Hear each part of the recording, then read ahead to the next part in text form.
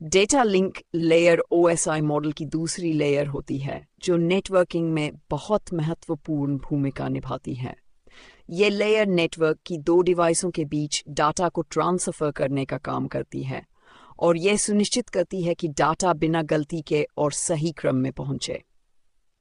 जब data transmit होता है तो ये लेयर उसे फ्रेम के रूप में भेजती है। फ्रेम एक तरह का कंटेनर होता है जिसमें डाटा के साथ साथ कंट्रोल इंफॉर्मेशन भी होता है, जैसे कि डाटा कहाँ से आया है और कहाँ जाना है।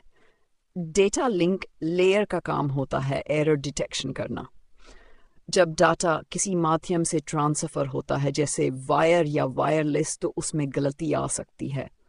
इस लेयर में एरर डिटेक्शन के लिए खास मैकेनिज्म होते हैं जैसे CRC साइक्लिक रिडंडेंसी चेक, जो ये जांचते हैं कि डाटा में कोई गड़बड़ी तो नहीं हुई है।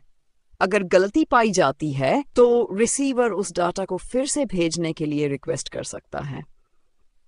ये layer MAC media access control और LLC लॉजिकल लिंक कंट्रोल दो उपभागों में बंटी होती है।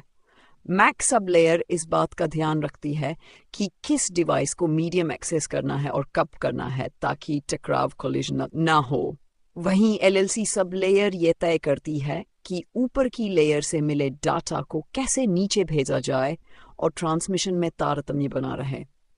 Data link layer hardware addressing का इस्तेमाल करती है जिसे हम मैक एड्रेस कहते हैं। जब कोई डाटा भेजा जाता है तो ये लेयर भेजने वाले और पाने वाले डिवाइस के मैक एड्रेस को फ्रेम में जोड़ देती है ताकि डाटा सही डिवाइस तक पहुंच सके।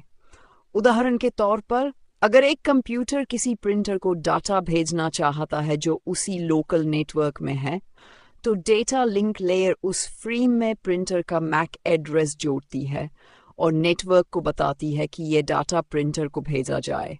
अगर कोई और डिवाइस उस फ्रेम को देखती है और उसमें उसका एड्रेस नहीं होता तो वह उसे अनदेखा कर देती है।